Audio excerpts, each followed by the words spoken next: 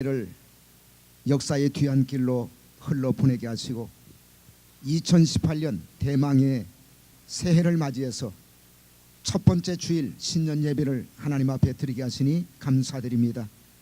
이 시간에 또한 말씀을 사모하는 심령들이 모여 주의 말씀을 공부하기 위해서 이 자리에 모였습니다. 오늘부터 특별히 구속사 시리즈 10권 하나님 나라의 완성 10대 허락과 10대 명령을 공부하기를 원합니다. 주께서 이곳에 임재하시고 영광 가운데 우리에게 깨닫는 은총을 베풀어 주시옵소서. 하나님의 말씀을 들을 때 이 말씀을 온전히 깨닫게 하시고 우리의 마음밭이 옥토가 되어서 100배 60배 30배의 열매를 거두는 한 해가 될 수 있도록 도와 주시옵소서. 아브라함이 말씀을 쫓아 가나안 땅을 향해서 나갔던 것처럼 우리도 구속사의 말씀을 붙들고 신령한 가나안 땅 천국을 향해서 출발할 수 있도록 도와 주시옵소서. 이 말씀에 사로잡히게 하시고 이 말씀 앞에 순종하게 하시고 그리고 이 말씀을 내 삶의 이정표 내비게이션으로 삼고 이 말씀을 쫓아가는 우리의 인생길이 될 수 있도록 도와 주시옵소서. 아브라함과 함께 올 한 해를 여행할 수 있도록 은혜를 베풀어 주시옵소서. 그렇게 될 줄로 믿사옵고 살아계신 예수 그리스도의 이름 받들어 감사하며 기도드리옵나이다. 아멘. 자, 오늘부터 우리가 구속사 시리즈 10권을 공부하게 됩니다.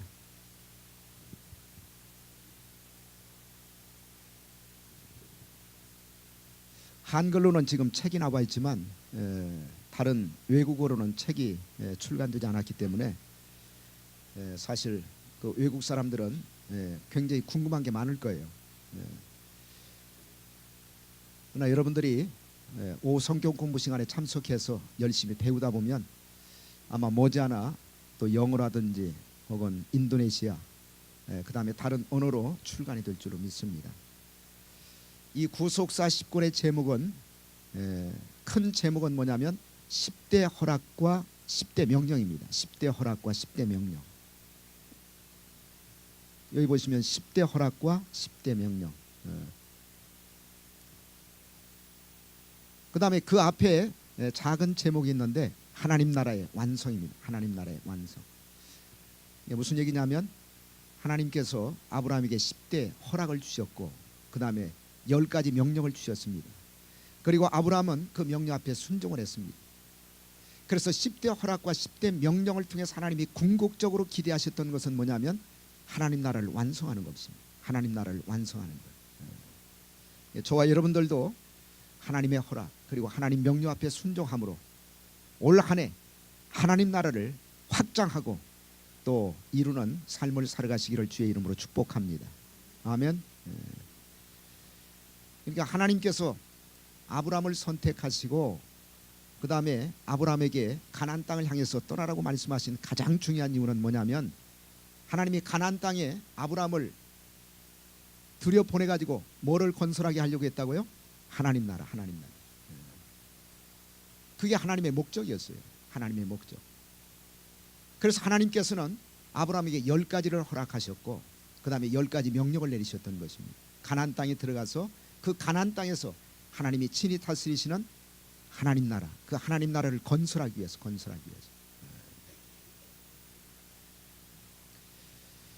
그래서 구속사 시리즈 10권을 보면 전체가 챕터 4 4장으로 되어 있습니다. 4장. 4장으로 되어 있습니다. 그 4장 가운데 첫 번째 제1장이 뭐냐면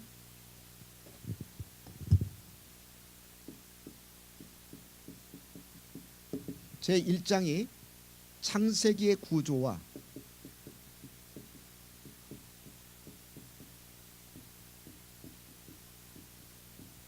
그 다음에 아브라함의 일생 노정입니다.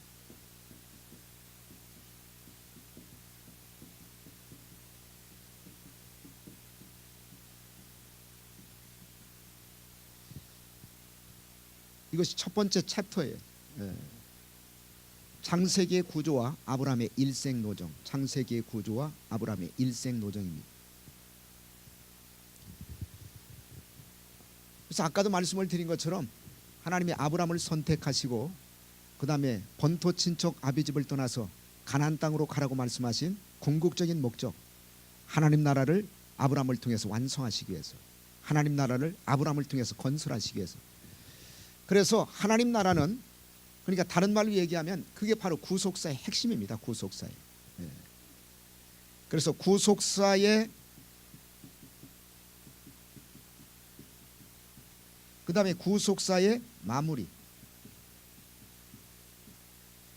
구속사의 시작은, 본격적인 시작은 아브라함부터 시작이 돼요.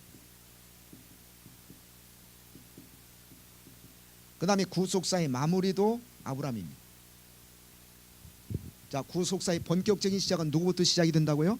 아브라함. 그리고 구속사의 마무리도 아브라함이에요. 아브라함. 이 구속사의 궁극적인 목적은 하나님 나라입니다. 하나님 나라.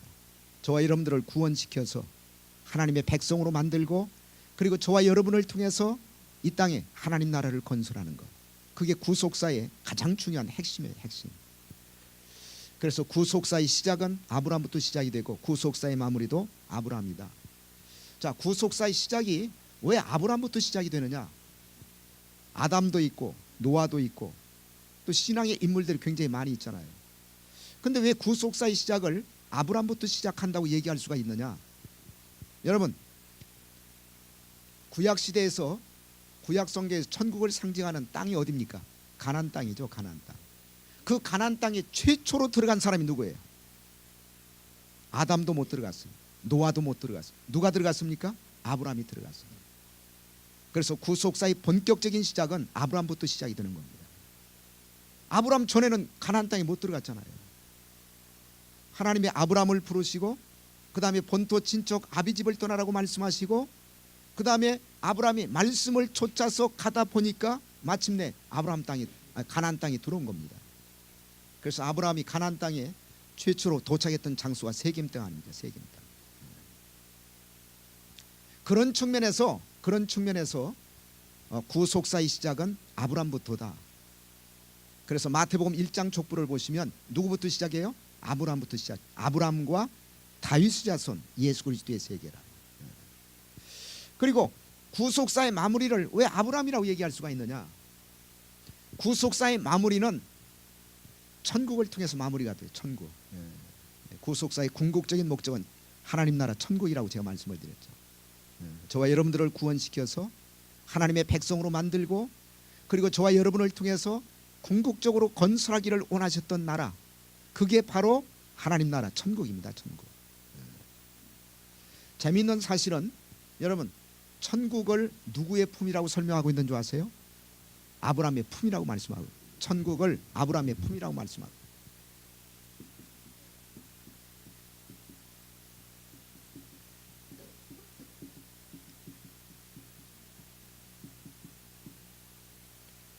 자, 누가복음 16장 22절 한번 찾아보세요.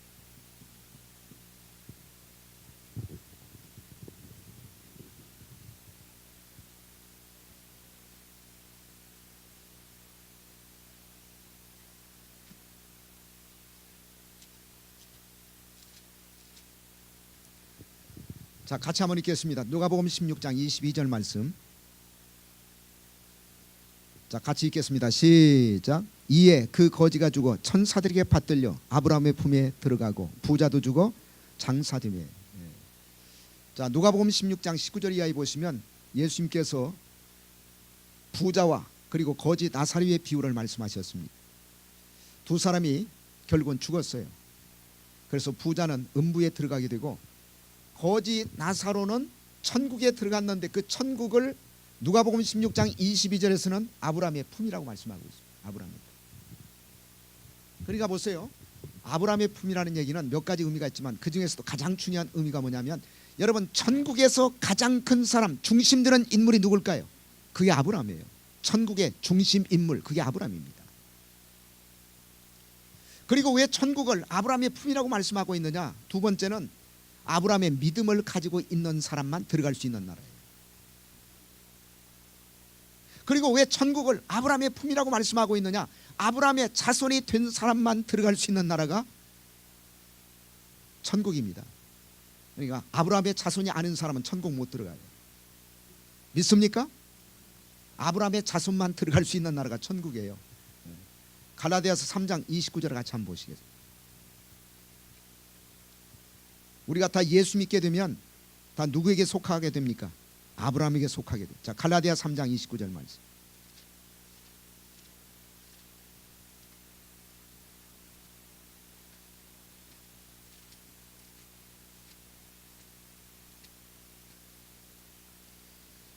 자, 같이 읽겠습니다. 자, 갈라디아 4장 29절 말씀. 자, 시작. 너희가 그리스도께 속한 자면 곧 아브라함의 자손이요 약속대로 유업을 이을지. 거기 보세요.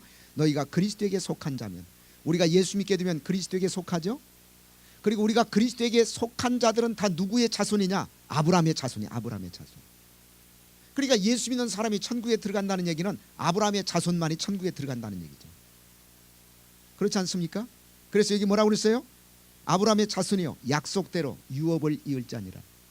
자, 거기에서 얘기하는 유업은 바로 천국이라는 기업을 상속받는 것을 말씀하고 있습니다. 자, 마태복음 8장 보세요. 천국은요 누구만 들어갈 수가 있느냐? 아브라함의 자손.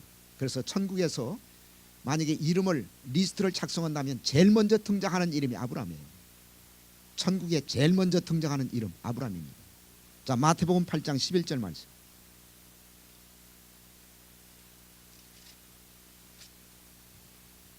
제가 새벽 예배 시간에는 이 말씀을 계속 제가 설명을 해드렸는데,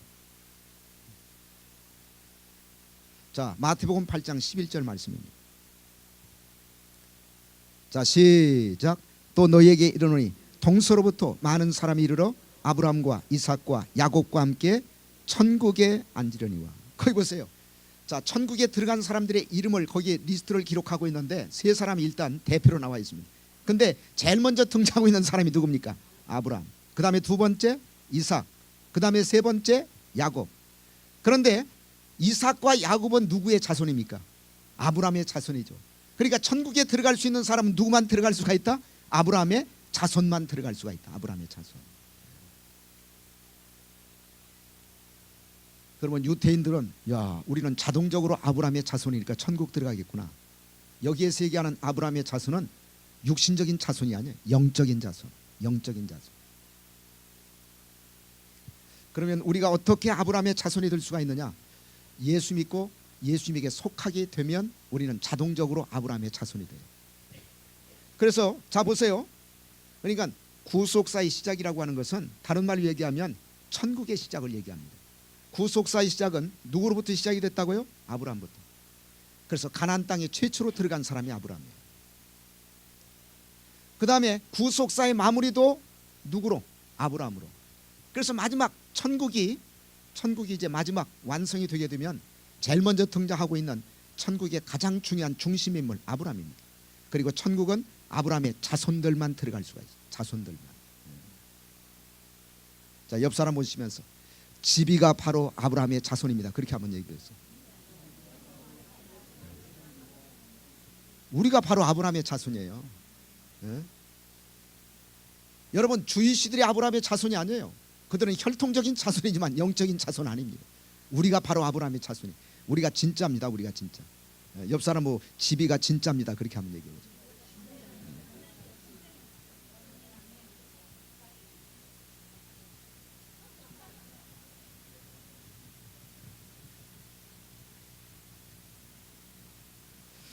근데 진짜인데 어떨 때 보면 또 가짜 같아 보면.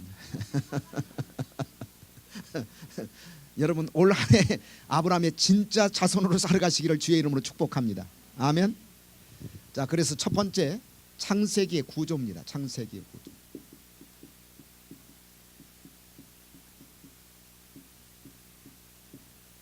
결론적으로 얘기하면 창세기에는 수많은 사람들의 이름들이 나오고 있고 또 수많은 사람들이 등장하고 있는데, 창세기에서 가장 중요한 한 사람을 꼽을 수 있다면 누굴까요? 아브라함이에요. 아브라함. 눈치가 있는 자들에게 해답이 보일진저. 천국에서 가장 중요한 한 사람을 꼽을 수가 있다면 아브라함이. 왜? 구속사가 아브라함부터 본격적으로 시작이 돼요. 본격. 그 전까지는 다 서론. 그 전까지는 다 전주곡. 그 전까지는 음식으로 얘기하면 에피타이저. 메인 메뉴는 아브라함부터 시작이 됩니다. 여러분 창세기의 구조는 창세기가 1장부터 50장까지 있지만은 우리가 창세기를 두 개의 구분으로 나눌 수가 있어요. 제1부 그 다음에 제2부로 나눌 수가 있어요. 자, 파트 1 제1부는 창세기 1장에서부터 11장까지입니다. 창세기 1장에서부터 11장까지. 그 다음에 제2부는 창세기 12장에서부터 50장까지.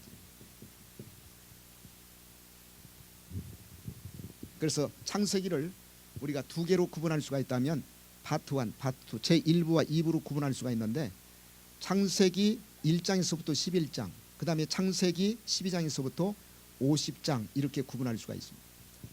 근데 그 창세기의 구조를 우리가 구분할 수 있는 두 가지 방법이 있어요. 첫째는 내용적인 구조입니다. 내용적 구조. 내용적 구조.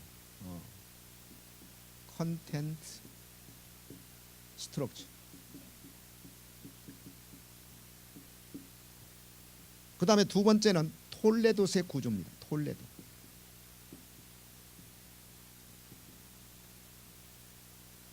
톨레도의 구조. 톨레도.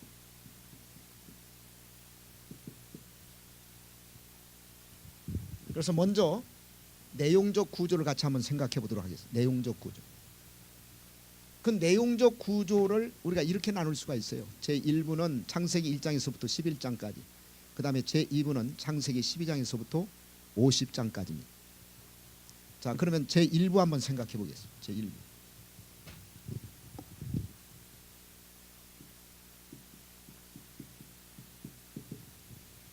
제1부는 창세기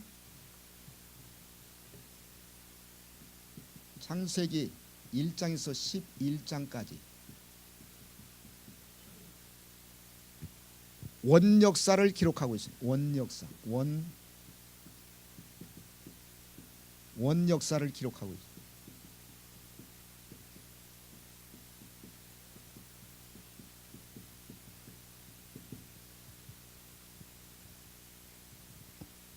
창세기 1장에서부터 11장까지가 제1부인데 창세기 1장에서부터 11장까지는 뭐를 기록하고 있다고요? 원역사. 프라이미블 히스토리.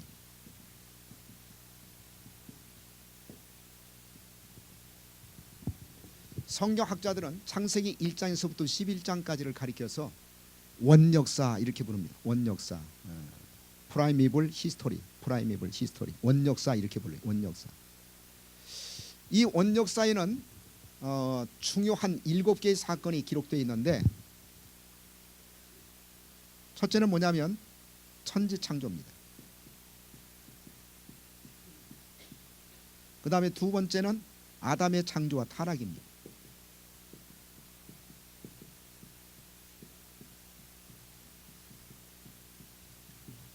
그 다음에 세 번째는 가인과 아벨의 역사.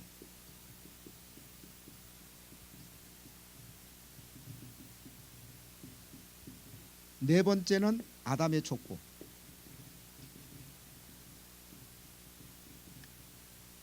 그 다음에 다섯 번째는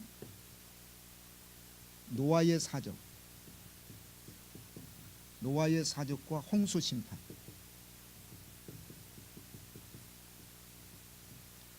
그 다음에 여섯 번째는 홍수 후 셈, 함, 야벳의 후예.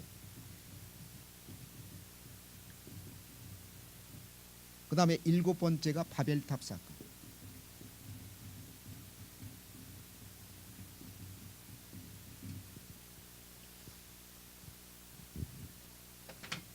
그래서 이 원역사 속에는 7개의 사건이 기록되어 있는데 천지창조는 창세기 1장이죠. 창세기 1장.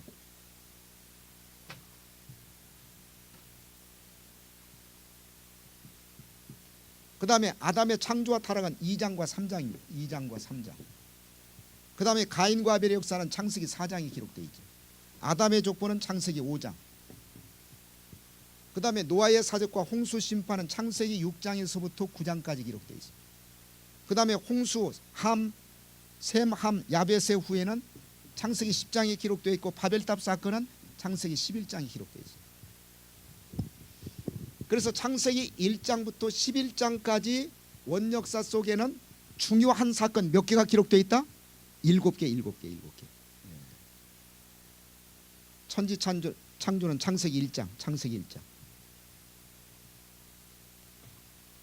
그 다음에 아담의 창조와 타락은 2장과 3장, 그리고 가인과 아벨의 역사는 4장, 아담의 족보 5장, 노아의 사적과 홍수 심판 6장에서 9장, 홍수, 셈, 함, 야벳의 후에는 10장, 그 다음에 바벨탑 사건은 창세기 11장 1절에서부터 9절까지 기록되어 있죠.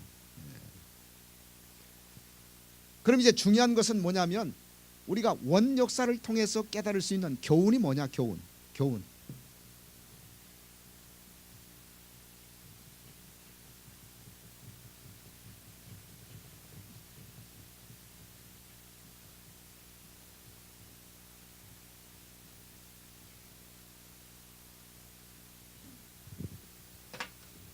자, 교훈입니다. 교훈.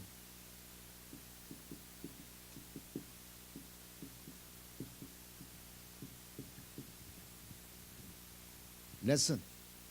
첫째는 우주 만물.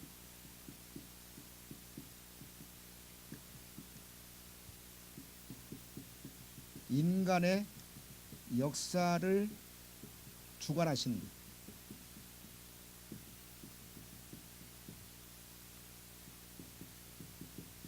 우주 만물과 인간의 역사를 주관하시는 분은 절대자 하나님이시다. 이걸 먼저 깨달을 수가 있어요. 우주 만물과 인간의 역사를 주관하시는 분은 누구라고요? 절대자 하나님. 사실 원역사는요, 창세기 1장에서부터 11장까지를 원역사라고 말씀을 드렸는데, 이거는 시작과 기원을 우리에게 알려주고 있습니다. 시작과 기원. 그러니까 우주 만물과 그 다음에 인간과 역사의 시작과 기원, 이걸 알려주고 있는 책이 바로 창세기 1장에서부터 11장까지예요. 우주 만물, 그 다음에 인간, 그 다음에 인간을 통해서 만들어지는 역사의 시작과 기원을 알려주고 있는 책이 창세기 1장에서부터 11장까지 원역사입니다. 원역사. 근데 보세요. 우주 만물이 누구를 통해서 시작이 됐습니까? 하나님을 통해서 시작이 됐죠. 인간이 누구를 통해서 시작이 됐습니까? 하나님을 통해서 시작이 됐죠. 인간의 역사도 누구를 통해서 시작이 됐습니까? 하나님을 통해서 시작이 됐어요. 그래서 우주 만물과 인간과 역사의 시작과 기원은 철저하게 하나님이십니다. 하나님. 창세기 1장 1절에 보시면 태초에 우주 만물을 누가 창조하셨습니까? 하나님이 창조하셨습니다. 태초에 하나님이 천지를 창조하십니다. 그 다음에 창세기 1장 26절과 28절에 보시면 인간을 누가 만들었어요? 하나님이 만들었죠. 그 이상한 과학자들은 아메바가 진화가 돼가지고서는 원숭이가 됐고 원숭이가 다시 인간이 됐다, 그런 진화론을 얘기하고 있는데 그건 정신 나간 사람들이에요. 아니 어떻게 단세포 동물인 아메바가 진화해가지고 원숭이가 되고 원숭이가 다시 인간이 됩니까? 아니 그러면 원숭이가 우리 조상이라는 얘기요? 중국에서는 원숭이 잡아먹어. 네? 중국에서 가장 비싼 요리 가운데 하나가 뭐냐면 원숭이 고를 파먹는 게 가장 비싼 요리예요. 아니 그러면 자기 조상을 갖다 그렇게 잡아먹는 무슨 식인종입니까 우리가?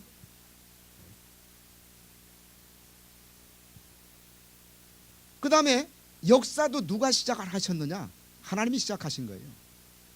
우리는 그 역사를 가리켜서 구속사라고 얘기합니다. 구속사. 여러분, 인간의 역사는 그냥 단순히 흘러가는 역사가 아니에요. 그 역사 속에는 하나님의 뜻이 있습니다. 그 하나님의 뜻이 뭐냐면 타락한 인간을 구원시켜서 그들을 통해서 하나님의 나라를 완성하는 것, 그게 구속사의 가장 중요한 목적이에요. 그래서 역사라고 하는 것은 의미 없이 흘러가는 게 아니에요. 2017년이 지나갔으니까 그냥 자동적으로 2018년이 오고 내년은 다 2019년이 오고, 그래서 그냥 의미 없이 시간이 흘러가는 것, 그게 역사가 아니에요. 역사는 목적이 있어요. 뜻이 있습니다. 우리는 그 뜻이 있는 역사, 그리고 목적을 가지고 있는 역사, 그 역사를 가리켜서 구속사라고 부릅니다. History of Redemption, 구속사라고 불러요. 그러니까 우주 만물과 인간과 인간의 역사가 누구를 통해서 시작이 되느냐? 하나님을 통해서 시작이 됐어요. 그렇기 때문에 이 모든 것을 주관하시는 분은 절대자 하나님이십니다. 절대자 하나님이세요. 역사는 하나님이 이끌어 가시는 겁니다. 믿습니까? 우주 만물도 하나님의 능력에 의해서 보존되고 있는 거예요. 어떤 사람은 그냥 핵전쟁이 일어나 가지고 갑자기 그냥 우리가 지구상에서 멸망을 당할 수가 있다, 이런 불안감을 가지고 특별히 위대하신 동지 김정은 때문에 그런 불안감을 가지고 있는 사람이 있는데, 걱정하지 마세요. 이 구속사가 이루기 전까지는 하나님이 멸망시키지 않습니다.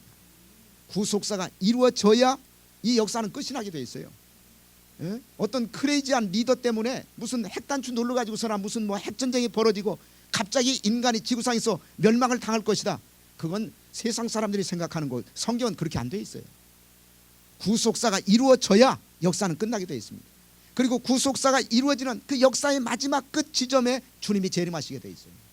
그래야 역사가 끝나게 돼 있는 거예요. 김정은이 때문에 역사가 끝나는 게 아니에요. 트럼프 때문에 역사가 끝나는 게 아닙니다. 믿습니까? 그러니까 걱정 붙들어 매시고 열심히 기도하시면 돼. 그래서 이 하나님을 가리켜서 철학자들은 뭐라고 얘기하냐면 퍼스트 코스라고 그래요.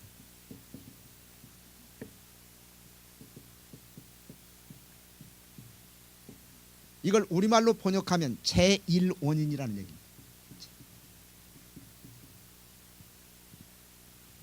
하나님이 제1원인입니다. 모든 것은 하나님 의로부터 시작이 됐어요. 모든 것은 하나님 의로부터 출발을 했습니다. 모든 것은 하나님 때문에 존재하게 된 것입니다. 그래서 철학자들은 이 신을 가리켜서, 특별히 하나님을 가리켜서 퍼스트 코스, 제1원인이다.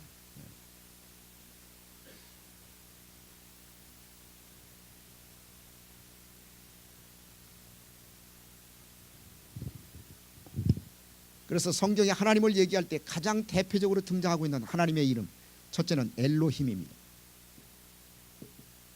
그 다음에 여호와.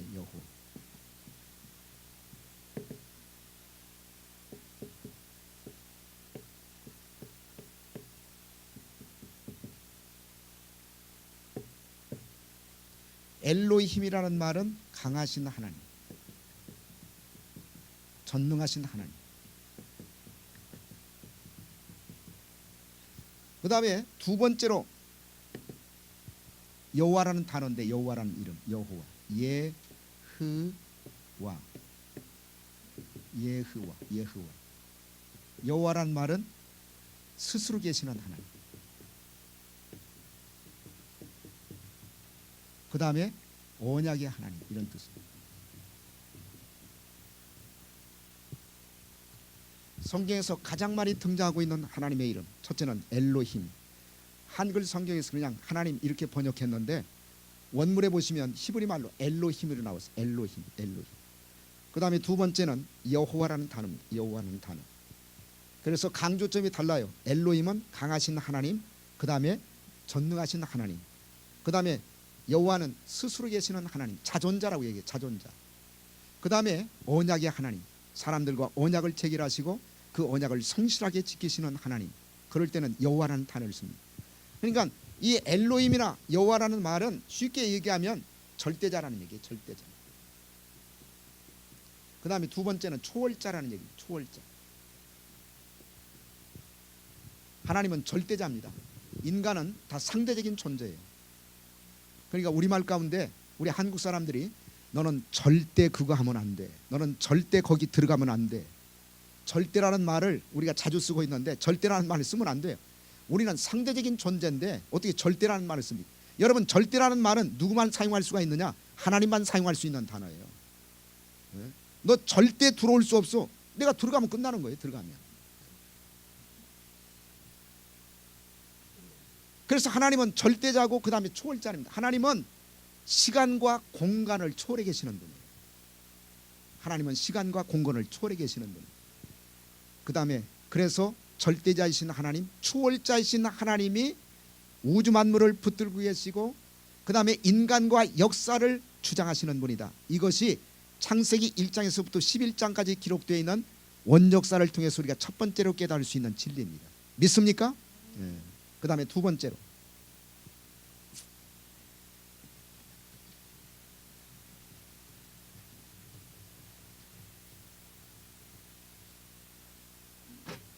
구속사 시리즈 책에는 이렇게 구분해 가지고 이렇게 정리돼 가지고 나와 있잖아요. 제가 이렇게 읽으면서 정리를 한 거니까 여러분들이 잘 기록해 놓으면은 책을 읽을 때 훨씬 더 도움이 될 거예요. 그 다음에 우리가 원역사를 통해서 두 번째로 깨달을 수 있는 교훈이 뭐냐? 인간의 중대한 두 가지 범죄가 기록되어 있어요.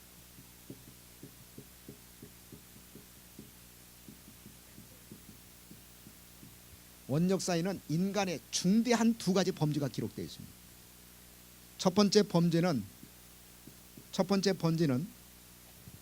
행위 언약을 어긴 범죄입니다. 아담 행위 언약.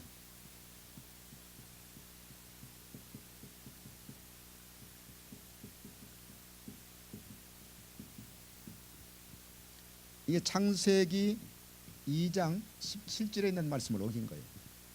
하나님이 창세기 2장 17절에 보시면 에덴 동산에 있는 모든 나무의 실과는 내가 임의로 먹되 동산 중앙에 있는 나무는 먹지 말라. 먹는 날에는 정령 죽으리라 그랬어요. 이게 하나님의 명령이었을 뿐만 아니라 이게 하나님의 언약이었습니다. 언약. 우리는 그 하나님의 언약을 행위 언약이라고 불러요. 행위 언약. 성경에서 행위 언약은 하나밖에 없어요. 선악과 먹지 말라고 하는 하나님의 명령입니다. 그건 하나님과 인간 사이에 맺은 언약이었어요. 언약. 근데 그 언약을 범했습니다. 그러면 성경에 선악과 먹지 말라는 말씀이 언약이라는 말이 어디에 나오느냐? 호세아서 6장 7절 한번 찾아보세요. 호세아서 6장 7절 말씀.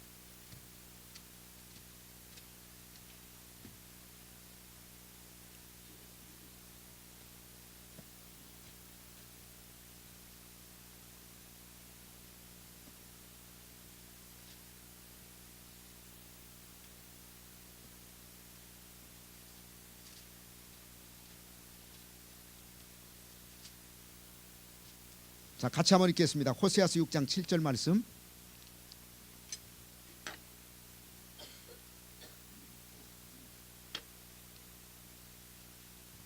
자, 같이 읽겠습니다. 시작. 저희는 아담처럼 언약을 어기고 거기서 내게 패역을 행하였느니. 거기 보세요. 이스라엘 백성들이 하나님의 언약을 어겼는데 이스라엘 백성들이 하나님의 언약을 어긴 사건은 마치 아담이 언약을 어긴 사건하고 거의 비슷한 사건이다. 그래서 아담처럼 언약을 어겼다. 그러면 아담이 언제 언약을 어겼습니까? 그 선악과 먹지 말라고 그랬는데 그 따먹은 게 바로 언약을 어긴 거예요. 그걸 신학자들이 행위 언약이다 그렇게 부릅니다. 행위 언약. 이게 이제 첫 번째 범죄고 그 다음에 두 번째는 바벨탑 사건입니다. 바벨탑 사건.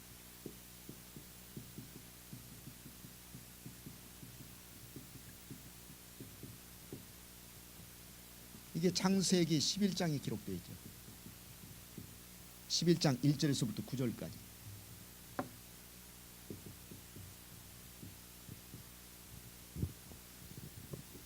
그래서 원역사 속에는 인간이 하나님 앞에 범했던 중대한 두 가지 범죄가 기록되어 있어요. 자, 세 번째입니다. 세 번째. 자, 세 번째 교훈은 뭐냐?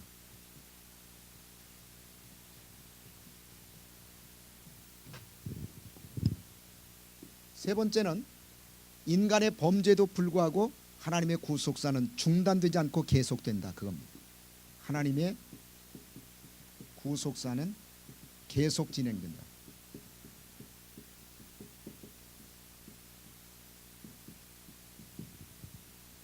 이게 굉장히 중요한 의미를 가지고 있습니다. 인간이 범죄를 저지르게 되면 하나님의 구속사가 멈춰야 돼. 스톱돼야 됩니다. 그런데 인간의 범죄에도 불구하고 그것도 중요한 두 가지 범죄에도 불구하고 하나님의 구속사는 중단되지 않았습니다. 하나님의 구속사는 포기되지 않았습니다. 하나님의 구속사는 계속됐습니다. 계속됐다는 사실. 이게 가장 중요한 핵심 포인트예요. 우리는 어떤 일을 하다가 그 사람이 범죄를 저지르게 되면 그 일이 중단되죠. 어떤 사람이 사업을 시작했습니다. 그런데 중대한 범죄에 이 사람이 연루가 됐어요. 그래서 검찰에서 부릅니다. 그래야지 재판을 받고 나중에 범죄 사실이 유죄로 판결이 되면 모든 사업은 다 스톱돼 버려요. 스톱돼 버려요. 그러나 하나님의 구속사는 인간의 범죄에도 불구하고 결코 중단되지 않고 계속됩니다. 왜냐하면 구속사를 시작하신 분이 사람입니까 하나님입니까? 하나님이시기 때문에 그래요. 만약에 인간의 범죄 때문에 하나님의 구속사가 중단됐다면 하나님의 구속사는 벌써 끝났죠.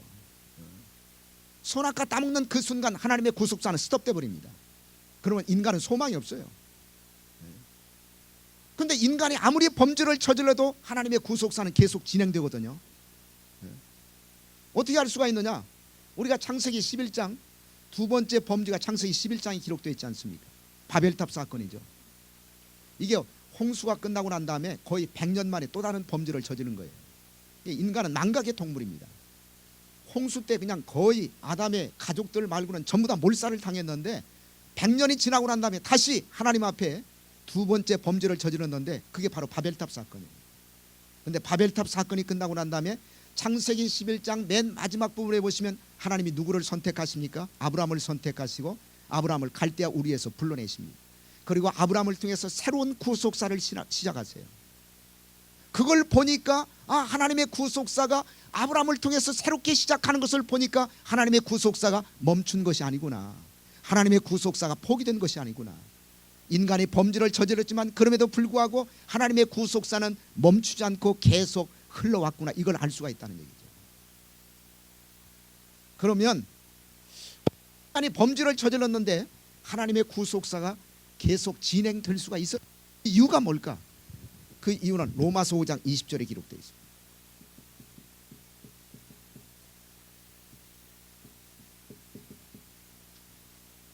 자, 로마서 5장 20절 같이 한번 읽겠습니다.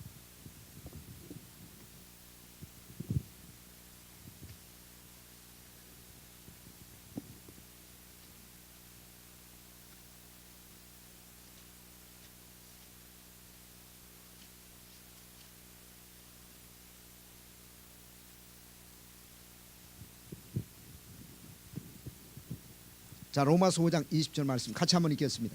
자, 찾으셨으면 같이 읽겠습니다. 시작. 율법이 가입한 것은 범죄를 더하게 하려 함이라. 그러나 죄가 더한 곳에 은혜가 더욱 넘쳤나니. 그 하반절에 보시면 죄가 더한 곳에 은혜가 더욱 넘쳤나니. 여러분, 이건 이런 뜻입니다. 하나님의 은혜가 죄보다 더 크다 그 얘기예요. 믿습니까? 하나님의 은혜가 죄보다 더 커요. 만약에 죄가 하나님의 은혜보다 더 컸다면 하나님의 구속사는 스탑됐을 거예요. 그런데 하나님의 은혜가 죄보다 훨씬 커요. 그래서 하나님의 은혜는 죄를 덮고도 남아요. 죄를 덮고도 남아. 그 하나님의 은혜가 죄보다 더 크기 때문에 하나님의 구속사는 인간이 범죄해도 계속 진행된다 그런 얘기입니다. 은혜가 풍성하신 하나님을 찬양하시기를 주의 이름으로 축복합니다. 내 삶에 적용시키면 이런 얘기예요. 내가 실수해도 하나님이 나를 통해서 이루시고자 하는 하나님의 뜻은 계속 진행돼요. 왜? 내 죄보다도 내 실수보다도 하나님의 은혜가 더 크기 때문에. 아니, 내가 실수하고 예를 들어 가지고 내가 실수하고 내가 범죄했다고 해서 나를 통해서 하나님이 이루시고자 하는 뜻을 멈추신다면 이 땅에 하나님의 뜻이 어떻게 이루어지겠습니까? 우리는 날마다 범죄하고 날마다 넘어지고 날마다 흔들리고 말이죠.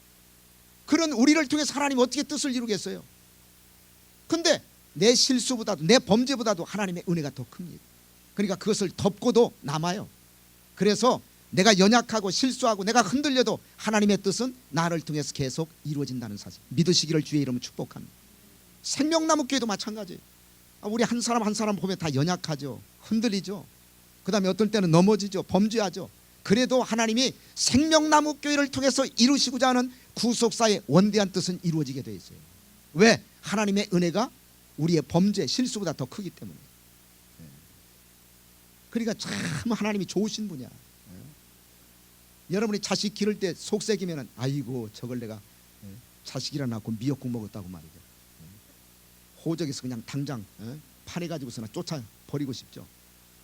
근데 하나님은 그렇잖아요. 화가 났다가도 하나님은 하나님의 은혜로 다 덮습니다. 다 덮어. 범죄도 덮고 실수도 덮고 다 덮고 가요. 우리 인간은 그것을 자꾸 끄집어내가지고 까발리려고 그래. 너 옛날에 뭐 했지? 그러지 마세요. 왜 하나님이 덮는데 우리가 다 끄집어내려고 합니까? 아니 그러면 그렇게 얘기하는 집이는 뭐 실수가 없어? 집이 얘기 한번 꺼내봐. 그러니까 하나님이 덮으시면 우리도 덮어야 돼. 사랑은 덮는 것이라고 그랬어요. 뭐 옛날에 뭐 했고 해가지고서는 그냥 막 수첩에다 미주알 고주알 적어가지고서는 막 한번 성질나면 다 까발리고 말이지. 하나님은 기억도 안 해요. 기억도. 자, 네 번째,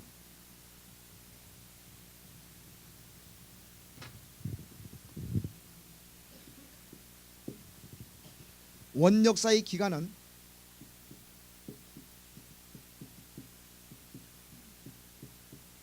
원역사의 기간은 2023년이에요. 2023년. 그러니까 굉장히 길죠. 창세기 1장에서부터 11장까지의 역사가 2000년이 넘어. 2000년이 넘어요.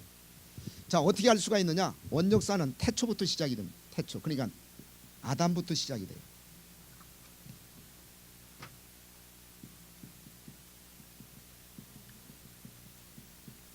아담부터 시작이 돼가지고 아브라함이 하란에서 부름을 받기 직전까지, 하란에서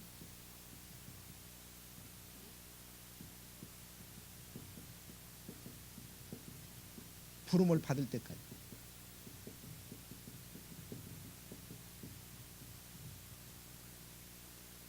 이게 이제 창세기 1장에서부터 11장까지입니다. 그래서 창세기 11장 맨 마지막 부분에 보시면 하나님이 갈대아 우리에서 아브라함을 부르시죠. 그래서 아브라함이 사도행전 7장 2절과 3절에 보시면 영광의 하나님이 나타나서 아브라함 보고 떠나라고 얘기하십니다. 그리고 아버지한테 얘기해서 데라가 이제 가족을 데리고 떠나요. 그래서 어디까지 왔습니까? 하란까지 왔어요. 거기까지가 창세기 11장의 역사입니다. 그러니까 아담부터 시작해가지고 하란에서 아브라함이 75세의 부름을 받기 직전까지 역사를 기록하고 있는 것이 원역사예요. 그러면 자, 계산해 보세요. 하나님께서 아담을 창조하셨을 때가 언제냐면 BC 4004년이에요. 4114년. 하나님이 아담을 창조하셨을 때가 아담의 족보를 통해서 연대를 계산해 보면 주전 4114년입니다. 그때부터 해가지고 아브라함이 75세 하란에서 부름을 받았을 때까지니까, 받기 직전까지니까, 이게 자, 아브라함이 2166년에 태어났죠. 그 다음에 아브라함이 75세가 되었을 때가 언제냐면 2091년입니다. 2091년. 그러니까 주전 2091년까지, 4114년에서 2091년까지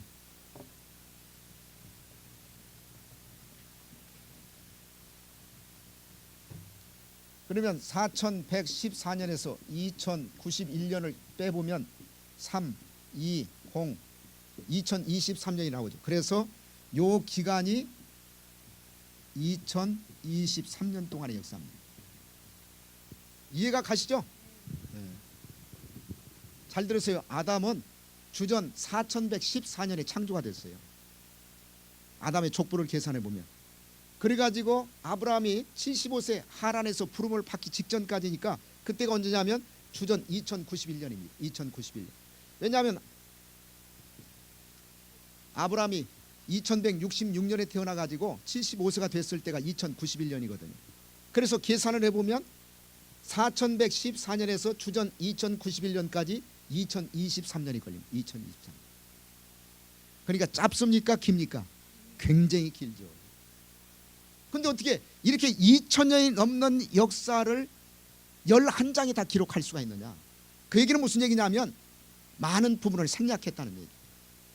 그리고 우리가 반드시 구속사를 통해서 알아야 될 핵심적인 내용만 압축해가지고 기록한 겁니다. 그리고 그 압축이 가장 많이 들어가 있는 부분이 뭐냐면 족보예요. 족보. 그래서 족보는 구속사를 압축해 놓은 것이에요. 압축.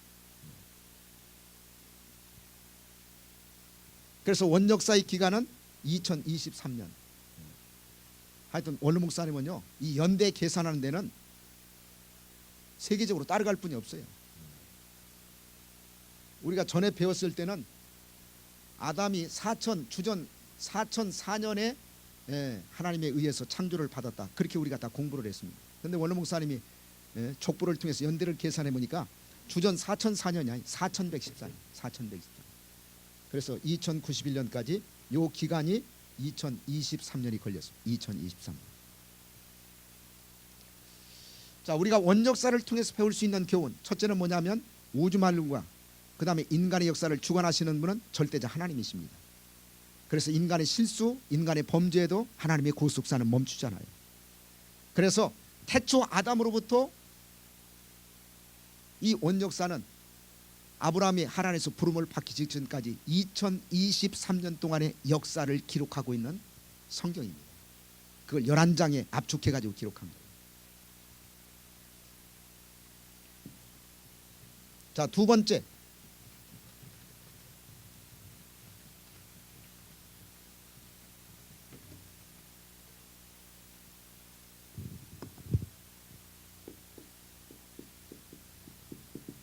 제2부는 창세기 12장에서부터 50장까지죠. 제2부는 창세기 12장에서 50장까지로 이것을 족장들의 역사라고 합니다. 족장들의 역사.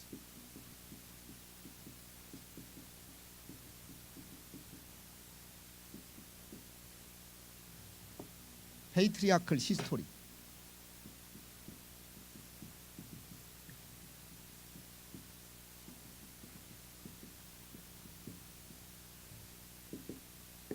그래서 족장들의 역사를 다루고 있어요.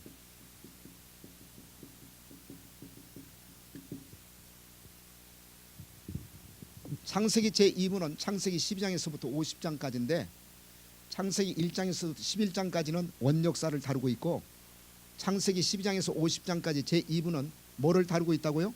족장들의 역사. 족장들의 역사. 그래서 이것을 옛날에 줄여가지고 제가 족장사 그랬더니 돼지 족발을 파는 장사구나 이렇게 오해하는 사람이 있어가지고 족장들의 역사예요. 페이트리아클 히스토리. 그래서 이 창세기 2부에는 4명의 유명한 족장이 등장하고 있습니다. 첫째가 아브라함이죠. 그 다음에 두 번째가 이삭입니다. 그 다음에 세 번째가 야곱입니다.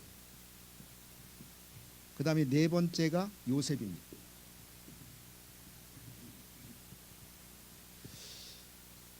자, 첫째로 4명의 족장들이 등장하고 있는데 2부에는 그러면 아브라함은 어디에서부터 어디까지 기록되어 있을까?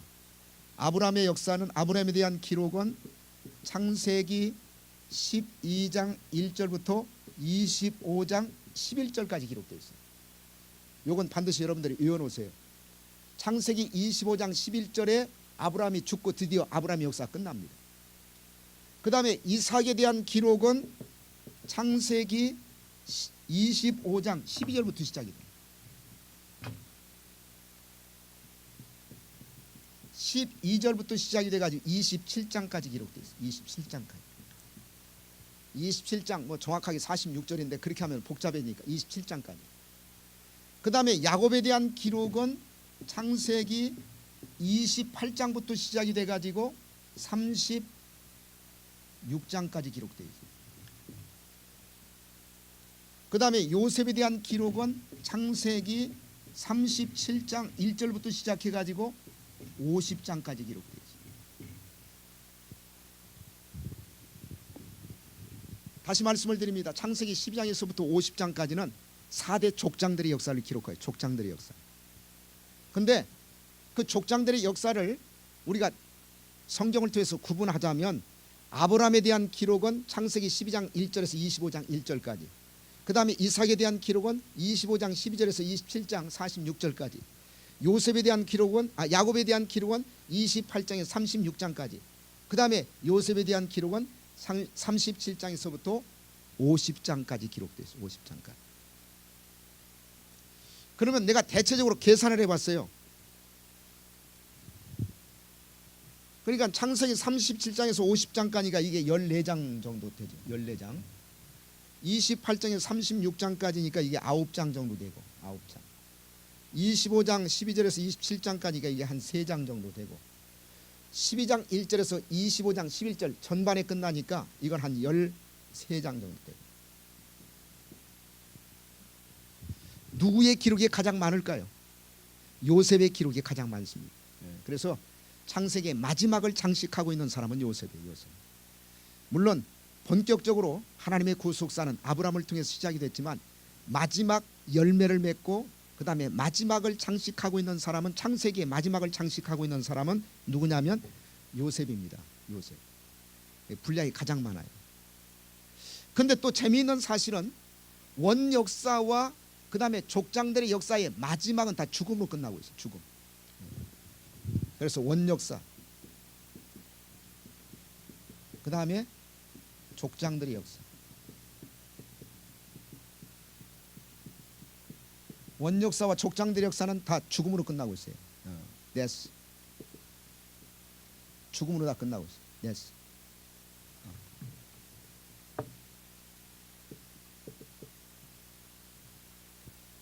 자, 창세기 11장 한번 찾아보세요. 창세기 11장. 창세기 11장이 원역사의 마지막이라고 그랬죠? 자, 창세기 11장 한번 찾아보세요.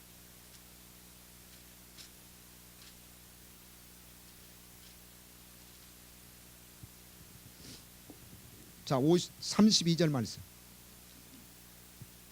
자, 32절 말씀. 자, 시작. 데라는 205세를 향수하고 하란에서 뭐 했더라? 죽었더라. 이게 원역사의 맨 마지막 부분은 데라의 죽음으로 끝나고 있습니다. 그 다음에 족장들의 역사. 창세기 50장 26절 한번 찾아보세요.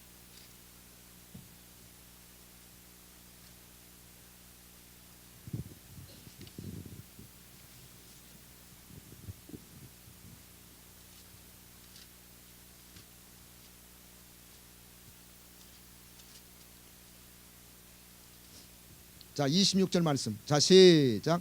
요셉이 110세의 죽음에 그들이 그의 몸에 향재를 넣고 애굽에서 입관하였더라. 자, 그래서 원역사는 누구의 죽음으로 끝난다고요? 요셉의 죽음.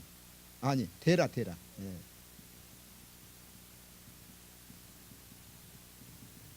그 다음에 족장들의 역사는 누구의 죽음으로 끝난다고요?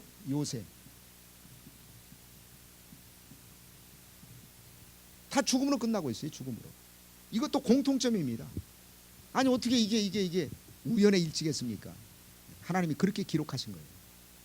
그건 뭐냐면 인간의 범죄가 가져온 치명적인 결과입니다. 인간의 범죄가 가져온 치명적인 결과. 그래서 원역사도 죽음으로 끝나고 그 다음에 족장들의 역사도 죽음으로 끝나고. 그런데 중요한 것은 인간이 범죄를 저지르고 이렇게 죽음이 찾아왔지만, 죽음이라는 저주가 찾아왔지만 그 죽음을 생명으로 바뀌기 위한 하나님의 구속사는 스톱됐다 아니면 계속된다. 계속된다. 그게 창세기가 우리에게 전해주고 있는 가장 중요한 메시지. 그렇다면 이 족장들의 역사, 제2부라고 얘기할 수 있는 족장들의 역사의 가장 중요한 특징은 무엇일까? 다음 주 이 시간에 계속해서 말씀을 드리겠습니다.